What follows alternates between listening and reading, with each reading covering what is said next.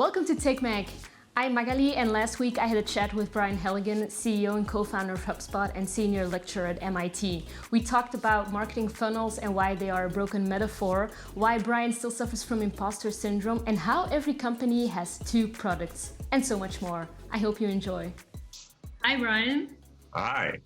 So tell me, how have the past few months been with the spread of coronavirus? Obviously, how did it impact HubSpot? Well, it's been interesting, that's for sure.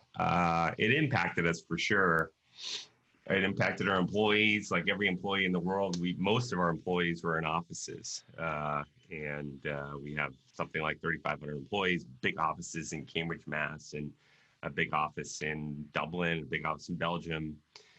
And very quickly, we had to get them set up so they could work from home and be productive at home, and get them out of the mix. So we lower the viral coefficients of our communities as quickly as possible. So that was obviously a big impact for every company. And then it impacted our customers for sure. It impacted our customers and our partners. And the way I like to kind of describe it was, COVID is a bit of we got a headwind from it. Like, it slowed us down. It slowed our customers down. Some of our customers had to shrink. Some had to cancel. And at the same time, it was a tailwind because a lot of our customers and people who hadn't purchased HubSpot before, well, if they were doing offline marketing, they certainly need to do online marketing. If they were doing outside sales, they probably need to start doing inside sales. So it's a bit of a combination. And interestingly, over time, as this is passing through our world, the headwinds and tailwinds have shifted. Like, right when it happened, at least in North America and in Europe in March, holy crap, it was a huge headwind. And it's like 200-mile-an-hour headwind, no tailwind. I mean, there's no new business coming in. It just stopped. I would say today it's much different, where, yeah, we still have a headwind. It's not as strong, but the tailwind is kicked in pretty nicely as well. It kind of evened out. Kind of, yeah. I was actually in the US in March in Austin. We were going to go to South by Southwest, but that got canceled, and we decided to go to Austin anyway. And then after 4 days, we decided to just fly back because, my girlfriend, she takes medication, and it would cost her about $7,000 per week. And we were so freaked out. It was so strange. After 4 days, we just flew back home. Yeah. Yeah, I think you're lucky you got back home while you still could get back home. Right. To travel. You're probably lucky you left when you did. Yeah. So when you talk about all these changes, customers, employees, in what way did you feel like you had to reinvent yourself? Well, we had to do a bunch of stuff for our customers that was interesting. And we ran a kind of a cool playbook where we took so we sell CRM software and marketing software, kind of front office management, help people grow online software.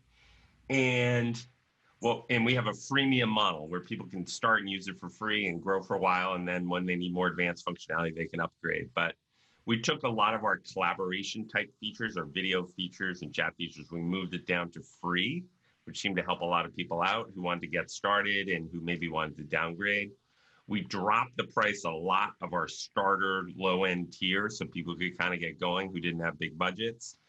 And then for our customers who were really hard hit and we're like, hey, we are stuck, we can't pay our bill, we gave big discounts, big temporary discounts. Like we gave up to 90% discounts for 90 days to people to help them kind of through the worst of it. And so we ran a playbook.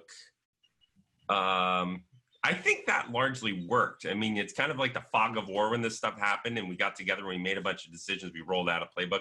It looks like that playbook largely works and was well suited for the time.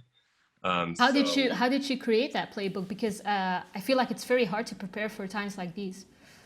Yeah, you really can't. The one thing I would say about a crisis is normally when decisions happen inside of HubSpot and decisions I make, like, it takes time to build some consensus and get people bought in and whatnot. But in a crisis, you just kind of got to go and you got to make decisions. You might be right about some, you might be wrong about some.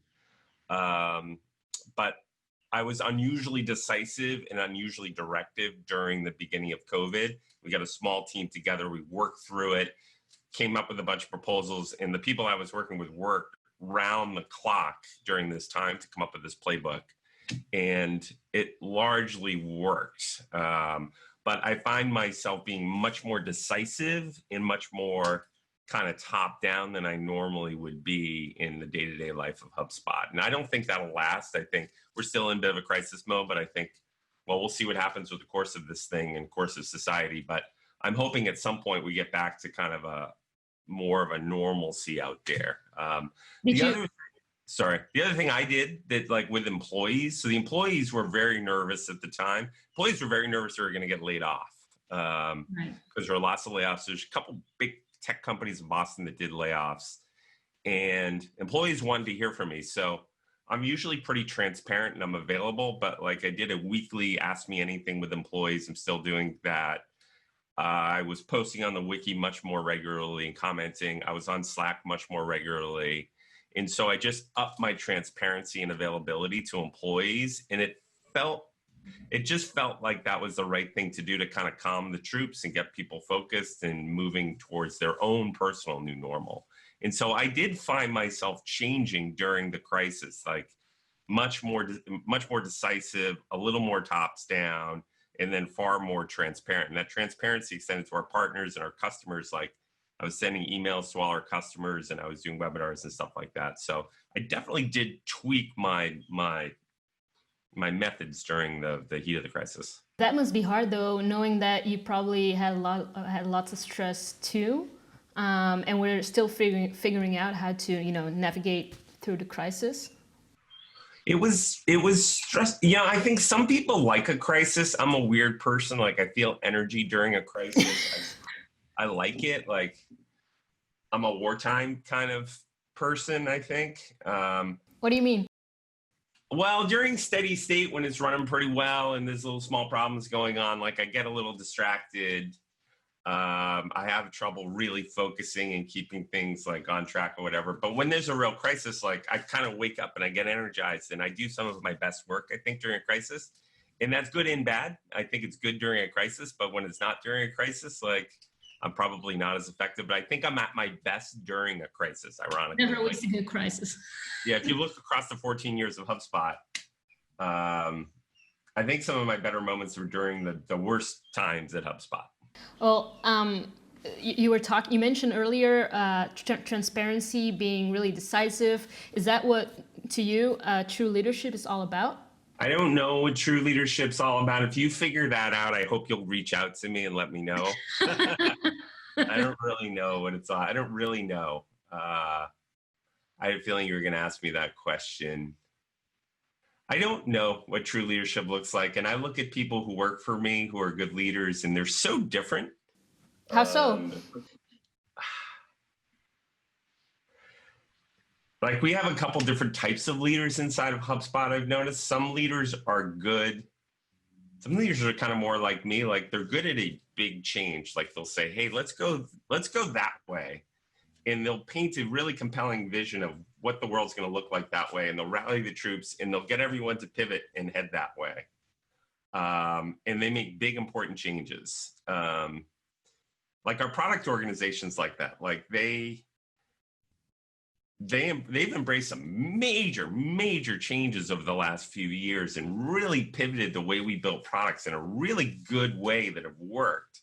And I've been impressed at how much change they've been able to navigate. Then if I look at the go-to-market side of HubSpot, change happens there too, but it's more tweak. And I think there's different types of leaders and both seem to be doing all right inside of HubSpot, but they're very, very different. One, we had a COO, a terrific guy who said, he had a great expression. He said, great leaders absorb uncertainty and pass down clarity. I thought that was a really good expression. And whether they're tweakers or they're bold changers, good leaders seem to be very smart and wise beyond their years and are able to take very complicated things and shrink them down into very simple concepts and get the organization behind them. Those are some of the things I see good leaders in HubSpot doing. Brian, I find it really remarkable how I ask if you ask your definition of true leadership, and then you start talking about other leaders. So you're really humble, and it's funny because in Belgium, we always hear stuff like you should be more, proud of who you are, less humble. But I think it's admirable to see how humble you are. You immediately start talking about other people in your company instead of yourself and what you've achieved and accomplished over the years. Let me comment on humility, and particularly, I'm in the software industry, and I've been in the software industry since 1990, so a long time. And one of the things I've noticed about my industry is it used to be that the leaders of the companies were, super cocky, really cocky back in the 1990s and the early 2000s. Not only then. I guess, but I actually have seen a new generation of leaders kind of coming up that are more humble. And a lot of them, by the way, are at least in the United States, are immigrants. So the new leader of Intuit, Sasan, is an immigrant from Iran. And boy, is he humble and thoughtful and just terrific. Satya Nadella is an immigrant from India. Oh, super humble and super thoughtful. Narayan, the leader of Adobe, again, super humble, super thoughtful. The thing that's happening in the software industry that's fascinating to me is, for the longest time, there was no succession planning. The founder of the company was the CEO. And more recently, these CEOs have retired and they brought a new group of leaders in. And this new crop of leaders are, I think, much more humble. I'm not sure where that humility comes from, but I can tell you from my own perspective, like, because we compete with really great companies, we compete with Adobe and Microsoft and Salesforce.com. These are great companies and they're well led. And you can't be cocky. Like, you just can't. Like, you can't space out for 6 months. Our competitors are very well funded. They innovate, they buy companies, they keep moving. And so it's incumbent upon us to be really on top of our game and never get enamored with our own playbook, because we'll get smoked, or some startup will come along and they'll put a bullseye on our back. So the software industry changed a lot. It's gotten so much easier in the software industry to build new product, and it's become so much cheaper to do it because, you use AWS, you don't need office space anymore. You can get going in a much cheaper way. And so the competition comes from above and from below and from the sides, and there's just no room for ego anymore in the software industry. Right. I think that's a very powerful message. But I'm wondering, how do you stay as HubSpot as HubSpot grew? How did you remain resilient and agile in order to be quick and first mover and all that, as opposed to startups? I don't know exactly how we did it. I will say the two of us, and I have a great co-founder, Dharmesh, and we've been at it for 14 years. We never really sat back on our heels. Like, we still work our butts off just as hard as we did in the very beginning. And we feel like our mission is to really help millions of organizations grow better, and that we're very early in that life cycle and there's so much work left to do. So I think part of it is we're both just super motivated, and part of it is we just feel like there's so much work left to do. I don't know. I think there's an intrinsic motivation in both our hearts that really pushes us and pushes the company. Wow. Yeah. You also teach designing, developing, and launching successful products in an entrepreneurial environment at the MIT Sloan School of Management. So I'm wondering, what are the top 3 lessons you've given your students so far? Tough question, I know. Yeah, I teach that class every year. So there's a bunch of lectures I deliver on different topics. About how to turn your startup into a scale-up is the basic idea of the class. I think my best class I teach is the HubSpot case study. So somebody from Harvard Business School 8 years ago wrote a case study about HubSpot. And in that case study, it talks about, it doesn't give you the answers, but the net of it is, it helps students come to the realization that there's a cost to acquire a customer.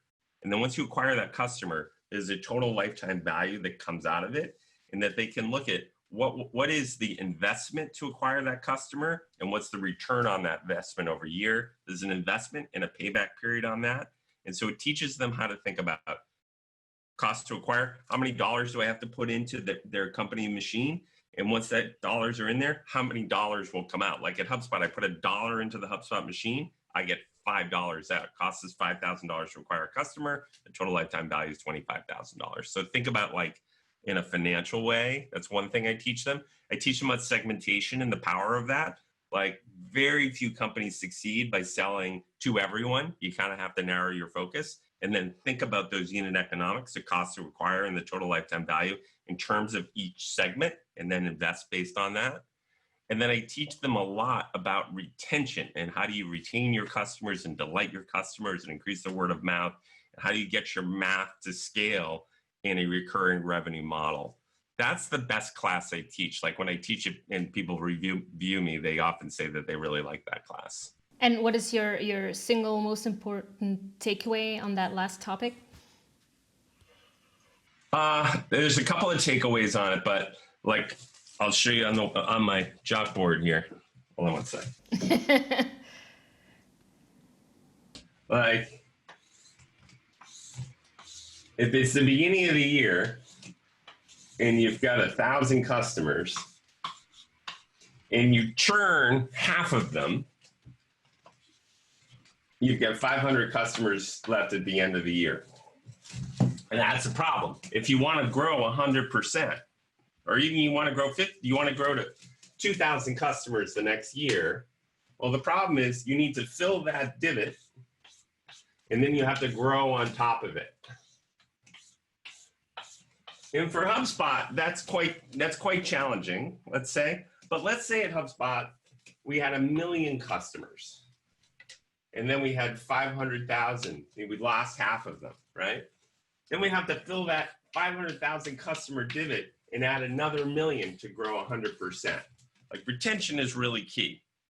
Now, on the retention side, you got to think about the math around it. Like at HubSpot, we have let's call it our logo retention, customer dollar retention. And that logo retention at HubSpot it bounces around, but let's say it's 83%. And then we have upsell, right? And the upsell for us is plus or minus 17%. And so our overall revenue retention is 100%. In other words, if I were to redraw this graph for you, the way HubSpot works is at the beginning of the year, let's say we have $100. During the year, we lose $17 and we end up with $83 from those existing customers. Now, what works inside of HubSpot is we're able to sell and fill that divot with software to our existing customers. So we upsell them. And then all our growth in new customers is growth on top of that. Well, I can't see the top of the chalkboard, but... Oh, you get the idea. It's basically growth on top of it. Yeah. So if HubSpot last year grew 32%, we went down 17%. We filled that dividend 17%. And with new customers, we got an extra 33%. So that's kind of how the math works. And almost every business these days has a recurring revenue basis to it. Every business really is recurring now, and that's changed over time. And it's important you get that math right, otherwise, unless you really get crushed. The other thing that's important in a business is to get the pricing model right.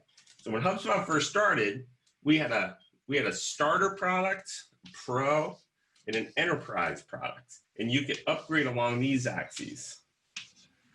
But when we first started, our logo retention was, let's say, really low. Our logo retention was like, call it 65%. And our upsell was only like 5%. So our total revenue retention was 70%. We put in a second axis of pricing. We put in number of seats, and then the size of your database contacts. And then we improved our core products. So today, our logo retention has gone from 65% to, call it 83%. And our upsells gone from 5% to 17%. And so our, so our overall retention is 100%. And so getting your pricing model right is also really important to move from startup to scale up. Yeah, practice makes perfect, right? Practice certainly does make perfect. Well, I find these metrics and this math really interesting. But I'm wondering too, what are your main takeaways when it comes to running a people business? Because you know more so than anyone that scaling a company is also about people, mainly about people. Okay, I have a weird thought for you on that. Companies have two products. They have the product they sell to their customers, right? Like HubSpot sells their HubSpot software. Their second product is the product they sell to their employees, right? And that's the culture. And with your product you're selling to customers, companies spend a lot of time on it, and they think about, how do we make a unique product relative to the competition? How do we make it really valuable? And how do we really scale that? And people spend a lot of time on that. What people don't spend time on is their culture. What they really need to think about is, how do I make my culture unique relative to the competitors? And how do I build it in such a way that it will really scale? If you build a great product for your customers, it'll be like a magnet that pulls those customers in and keeps them around a long time. If you build a great culture for your employees, that's like a magnet that pulls great employees in and keeps them around for a long time. So I think every business now is a people business, and it's really key to get your culture right and think about it in a similar way that you think about your product. Can you elaborate on that? Like thinking about the same way about this as you do about your product? Yeah, like, okay, so for a long time, if you're a company based in Belgium and you're hiring people, you're mostly hiring people to work in your office in Belgium. Right? And so you're hiring mostly Belgians or people who have immigrated into Belgium from the rest of Europe or wherever. And your pool of talent was a relatively local pool of talent. And if you had a really smart engineer you're trying to hire in Belgium, you had a limited set of competitors for that employee's talent, right? So you're competing with 5 other Belgian tech companies in that same city, let's say. Today, it's very different. That Belgian company, you're trying to hire that hotshot engineer, you're competing not just with other Belgian companies, you're competing with companies based in Dublin, companies based in Boston, companies based in San Francisco, all over the world, because many companies are moving to a much more remote employee structure. So we're able to attract employees from anywhere.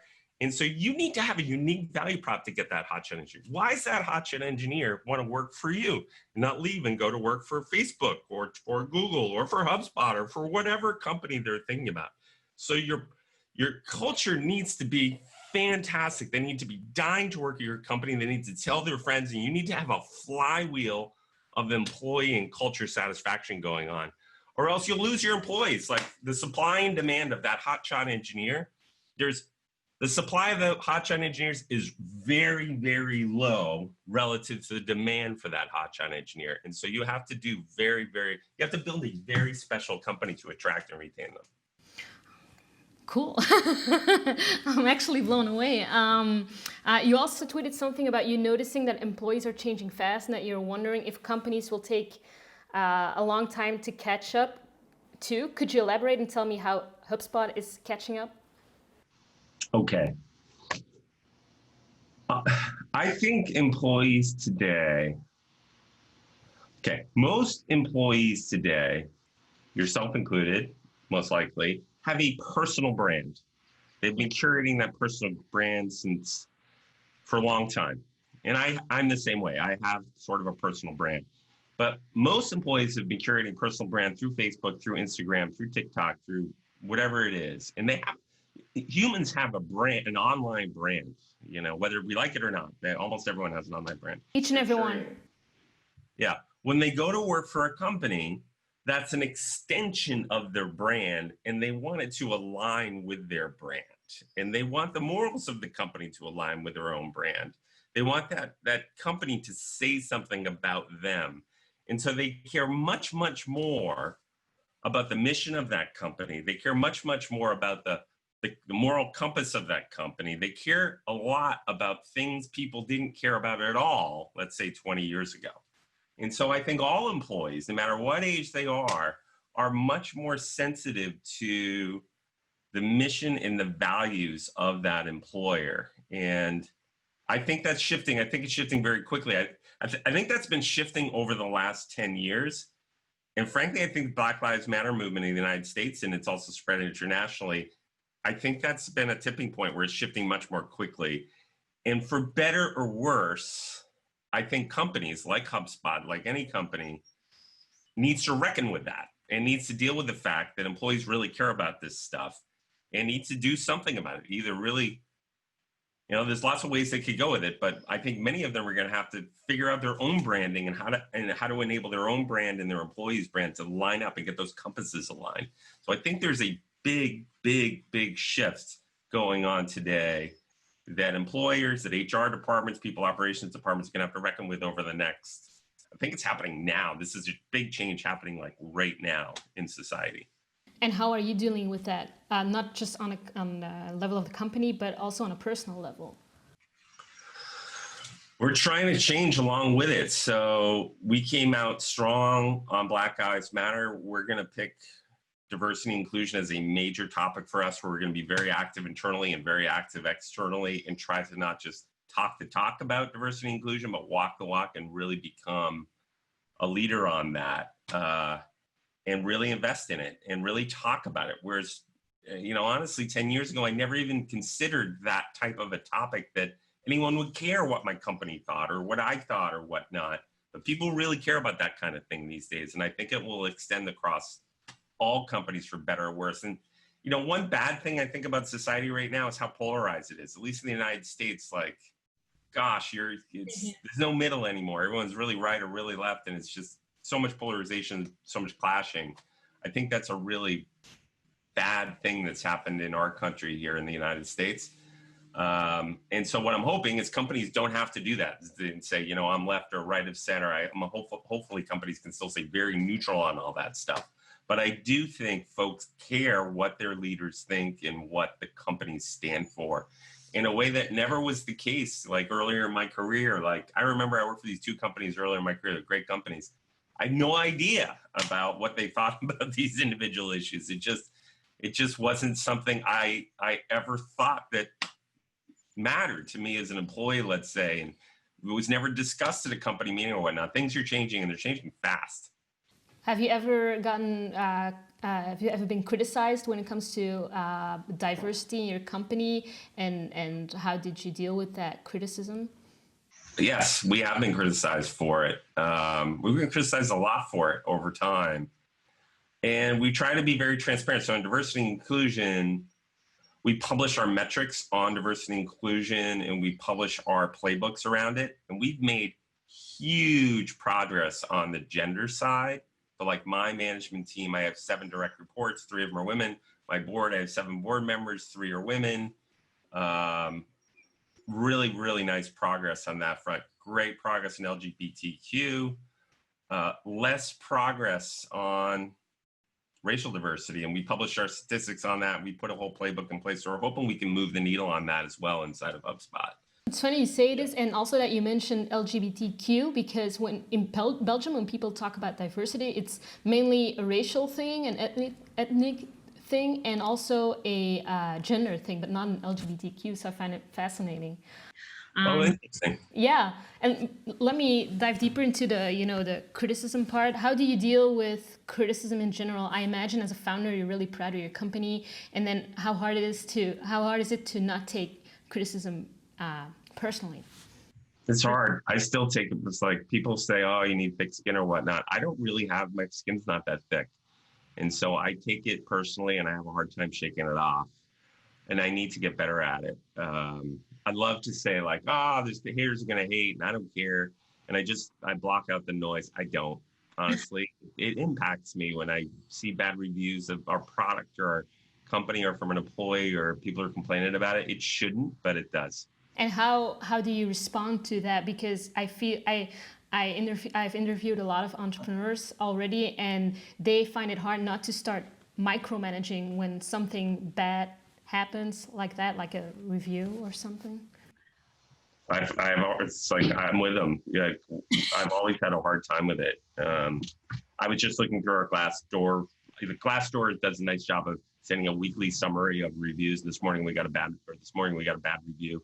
They came in from last week. I saw this morning. It was like, it kind of bummed me out. Yeah, it kind of bummed me out. And we have, thousands of Glassdoor reviews. It's one bad review. I should just be like, oh, who cares? One person, they left the company and they're probably salty, but it kind of stuck with me. Honestly, it stuck with me.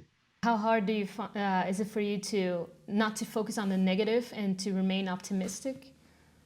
I think one of the key, so Eleanor Roosevelt had a great quote. Eleanor Roosevelt was the wife of Franklin Delano Roosevelt, one of our presidents. And she was a special lady. She had a great quote. She said, you got to keep your feet on the ground and your head in the clouds. Sorry to interrupt you, but your dog is super cute. He just popped up in the screen.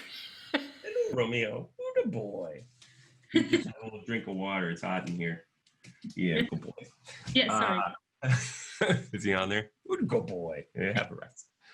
Eleanor Roosevelt said, keep your feet in the ground and your head in the clouds. And I think that applies to entrepreneurs, where entrepreneurs need to kind of stay grounded in reality. Like, boy, you've probably got a ton of competition and you've got a ton of problems. Like, there's no company that doesn't have tons of problems. We have tons of problems still. We're a big, relatively successful company. Like, you always have tons of problems. Always have problems. But you also have to get focused on the future and keep your head in the clouds and paint a picture of what the future could look like and get people focused on that, and not over-index on the optimism of the future and not over-index on the details and the pessimism of what's happening today. I think that's key. I think that's key in really good entrepreneurs and really good leaders, is that they keep that balance of focusing on the problems, fixing the problems, but also like, if you look at the big picture, things are going pretty well here. Let's stay focused on the future and let's continue to march toward it as we fix some of the short-term problems. And that's been the case throughout HubSpot. I'll give you another quote I really like. So my favorite band is a band called The Grateful Dead. And there's a line in one of their songs that goes, when life looks like Easy Street, there's danger at your door. In other words, if things are going perfectly well and you don't have any problems, get ready, because something's going to go wrong. And that's always been the case at HubSpot. When things are just like cruising along, we're like, oh, we got it all figured out. Bam, sometimes. Frankly, that was this year. We had January and February were the best 2 months in the history of HubSpot. Everything was working for us. And then COVID happened, and it was like a punch in the face. Like things were never better. And then, wow, this major change happens. That's been the case throughout the history of HubSpot. Like, yeah, it's never smooth. It's like 2 steps forward, 1 step back, 2 steps forward, 1 step back. It has not been a smooth line up and to the right. Well, here's one of my quotes, and it's really short, and it goes, COVID the flow. I like that. So I'm also wondering, because as a leader and CEO and founder of HubSpot, you're a great inspiration to many of us, but what are you not good at? I'm not very detail oriented. Yeah, I'm not super detail oriented. I'm not like a great project manager. And stuff falls through the cracks. I don't pay attention to details well. That's a good quality in a leader, someone who really pays attention to the details and makes sure stuff gets done. And maybe they don't do all the details, but they make sure people who work for them take care of all the details. I'm not a great, people think I might be a good leader. I'm not a great manager. I'm not great at one-on-one meetings. Let's have a one-on-one and talk about your performance and how you can do better and all that. Like I'm still working on getting better at a one-on-one meeting. How can you not be good at that? Well, I'm a little awkward, and I don't know. I get a little anxious before like a one-on-one meeting. I feel like it's a review and people are anxious about it, and I'm a little anxious going in, and I'm not super well prepared, and I just get a little anxious about those one-on-one meetings, and I think a lot of introverts do. And now I don't know what happened over the last 10 years, but having a one-on-one with your employee once a week or once every other week or once a month to give feedback and get feedback, that's become like the way you manage people. I'm not very good at that. I'm not very good at giving feedback, and I need to get better at it. It's on my to-do list. Why do you think that is? I don't like, let's say you work for me. I don't like giving you feedback like, oh, you really messed this project up, or people think this about you, or, my back's not as strong as people might think, and I'm awkward, and sometimes I feel like, wow, she's really great, and I'm giving her this feedback. Who am I to give her feedback? Like, I still have that sort of Humility. humility, or what do they call imposter syndrome. I still have that after all these years, and so I'm not very good at that sort of management. I'm not very good like project management, driving, all the details through. And so I definitely have work left to do. And like, I have a little to-do list in my phone, and I'm trying to stay atop of all the details. And in my to-do list is things I need to get better at and stuff like that. And I'm still working on it, still working on getting better. And I have a little expression like at the very top of my to-do list. The first line is, be the adult leader HubSpot needs to scale. So I'm like still working on getting better. I feel like I have a lot of work to do. So you're really focusing on self-improvement as well. I am. Would you say that with regards to failing forward, which is a big thing all over the world, would you say that there's any personal or maybe professional failures or misses that impacted your company or vice versa? I gotta say, this obsession with failure, I think, is a little overblown in the tech industry. I agree. I think failure is a great teacher, and I've learned a lot over the years from my failures. But I've learned just as much and probably a hell of a lot more from my successes. And so, for example, like if I take myself, like this is me. Like I worked for two companies previously. I worked for a company called Groove Networks, and I worked for a company called PTC. And they're very different companies. PTC is a startup I joined when I was, 22, and I joined when it was 200 employees, and I left when there were 3,000. It's a public company. It's worth about $10 billion. And it's not perfect, but it's a really good company. Groove is a very different style company. I joined as a startup with maybe 20 employees. I left when there were 200. It got purchased by Microsoft, and I learned a lot from this as well. But like both companies in their own way were successful, and I remember what made them successful, and I took the lessons away from them, that both good and bad. Like PTC, for example, that was a company really run by the sales organization. It was very sales driven, and very focused on that sales org. And the sales org was, in a way, very well managed. Like they knew how to hire sales reps. They knew how to scale hiring. They knew how to build teams. They knew how to fire sales reps. They knew how to open new countries and expand that way. They were very sophisticated around scaling a sales organization. I took a lot of that and brought it to HubSpot. There's parts of that I didn't like, but for the most part it worked. Groove was very different, very product driven. It was very founder driven. And the guy who started Groove was the guy who started Lotus Notes, a guy named Ray Ozzie. And he was a brilliant technologist, and he was very interested in the future of technology. He was very interested in the impact of technology on human behavior and how he could help human behavior. And so we took a lot out of that too. And so I think I've learned more, I think, from my successes than my failures. And it's not my successes, the successes of the businesses I've lived in. So I think failure is a good teacher. I think success is an even better teacher personally. Well, but you're mainly talking about professional success and professional failures, but how would you look at this with regards to your personal life? I wouldn't follow. I've worked too hard in my career. I've worked too hard. I like that. I wouldn't follow my personal life. I've worked too hard, been married to my companies, and I have an unusual personal life. I really do. And I very much beat to my own drum around my personal life. But I don't know. I don't know if I have a lot of lessons to teach on the personal side. I wouldn't dare to pontificate on that. That's your humility talking. I think that's the correct talking. Would you say you have any regrets? Too many to list. Yeah. Name one. I would say, just back on the diversity and inclusion thing, like one of the things we did definitely did wrong at HubSpot is, well, when we first started, we hired a bunch of our friends from MIT, and our friends all looked like me, right? They were white males, similar age.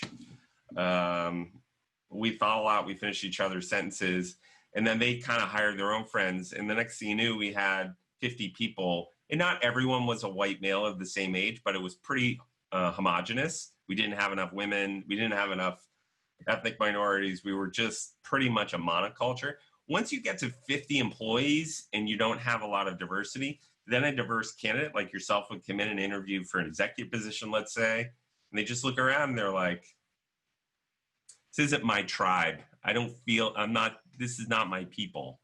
And then it becomes very difficult. You've dug a hole for yourself that you need to dig out of.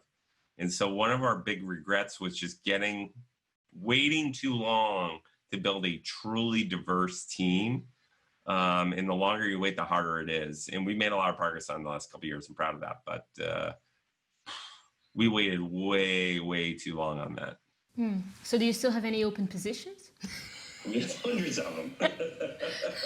Hundreds. But you acquired PieSync. I think it's been a year. What has it been? 2 years? No, less than a year, I think. The PieSync acquisition's gone great. So we are very proud. We're very proud of our Belgian heritage now. Tell me more about that. Well, we bought this company called PieSync, and it's a terrific company based in Belgium. And what they build so one of the things about HubSpot that's interesting is we're builders. We like to build technology, and we're kind of like Apple. And with Apple, we're focused on, people think of Apple's focus on design and that user experience. But the reason they're designing the user experience is so good is underneath, they've got a platform that's really strong and reusable assets that come through that user experience. HubSpot's kind of like Apple, where underneath we have a marketing product, sales product, a service product, a website product. But underneath all that, there's these palette of colors. And that palette of colors is email and social and contact management and all these things. And we blend these colors together to craft these really nice applications. Most of our competitors, Adobe, Oracle, Salesforce, all these guys, their applications they've acquired from different companies. And so it's kind of cobbled together and the UIs are awkward and there's multiple views of the customer underneath and they're kind of painful to use and set up. I think one of HubSpot's core advantages is we are builders and we build from scratch. A big exception to that was PieSync. And we met these PieSync folks. We really liked the team and the culture. And they kind of added a primary color to HubSpot's palette. And that primary color is integration with other applications. Like, how do you sync your data outside of HubSpot, inside of HubSpot? How do you keep that data synced between platforms? They're world class at that. That's all they think about. They founded their company on that. And so that's a primary color that's going to get exposed through all of our applications. So we're really pumped about that team and that acquisition. Yeah, it's pretty amazing to see how Ewout did all of it, because it's really impressive to be just to be acquired by an American company like HubSpot. But I want to know too. I can't do an interview with you and not ask about marketing. So tell me, Brian, what is the future of marketing? Oh. On your chalkboard, it used to say at the beginning of the interview, it said thrive in the new normal. But what does that mean for marketing? Well, I sort of think like there's this mix between online and offline, right? Over time. I don't know how to draw it, but let's say the world 20 years ago, offline versus online. I mean, let's say 1990, 100% offline, 0% on the internet. Right? Can you see my chalkboard? Yeah. And then, 2000, 5%, 95%. 2010, 10%, 90%. 2019, it was probably 50, 50. 2020. Wow. For a while there, it was 100%, 0%. And now it's sort of balancing out. But I think in steady state, let's say in 2025, this is 85%, this is 15%. I think what happens sometimes is there's a shock to the system, like this is a major shock to the system for all marketers, and they're having to adjust and really go online marketing. I think when this is over, let's say 3 or 4 years from now, I don't think we go all the way back to 2019. I think 2025 looks a lot more like 2020 than it did like 2019. So I don't think we get back in the middle. I think we get back a lot closer to 2020. What I also find interesting is the fact that marketers are talking about the shift from customer or buyer journey to life journey rather than just looking at marketing funnel stages. Companies need to map their customers' frictions and desires in life. What do you think about this, whether it's online or offline? Well, I don't like the funnel. I think the funnel is a broken metaphor. I've been using funnels since 1990, and the funnel is broken in a bunch of ways. But the number one way I think the funnel is broken is the funnel, like you picture the funnel, marketing gets credit, sales gets credit, and then customers kind of pop out the bottom. The reality is when you talk to a HubSpot customer, I ask a HubSpot customer, why'd you buy HubSpot? Yeah, our marketing's good, and it's like the freemium product, and the marketing content's really good. And some others, why'd you buy HubSpot? Well, the salesperson was really helpful and useful and helped me, map the solution into my problems I had. But the vast majority of people who buy HubSpot because they used HubSpot before, or their friend used HubSpot and told them about it. Word of mouth has become the main channel for us and for pretty much everyone. And that word of mouth is propelled, of course, by social media, by sites like G2 and whatnot. But word of mouth is just the main driver of a business. And the funnel doesn't capture it. It doesn't give any credit to your best channel. So I like this idea of, can you see this down here? Of a flywheel. Oh, that's a bad drawing. You got a visitor, a lead, a customer, and then a delighted customer up here. And I like the flywheel. The more delighted your customers are, the more visitors you get, the more leads you get, the more customers you get. Like, it's largely predicated on delighted customers spinning your flywheel. That's one thing I like about the flywheel. The other thing I like about a flywheel is increasingly human beings, for better or worse, don't want to talk to other human beings. And when they want to evaluate a product, they want to kind of evaluate it on their own. They can't find an answer. They want to go to YouTube, or they want to go right in the product and figure stuff out. They expect stuff to be just work and be self-explanatory. And that's pervasive across everything these days. And so the lighter your process and the lower your friction, the faster that flywheel will spin. And so I've abandoned ye old funnel, and I've embraced the flywheel. And I'm not the only one who's embraced the flywheel. If you look at earnings calls at some very successful companies, like a little company called Amazon and a company called Shopify, I'm starting to see more and more of these companies describe their business as a flywheel. So I like to think about it like this. Two things it forces you to think about. Delighted customers as your best channel, and then the lower the friction, the faster you spin. Wow.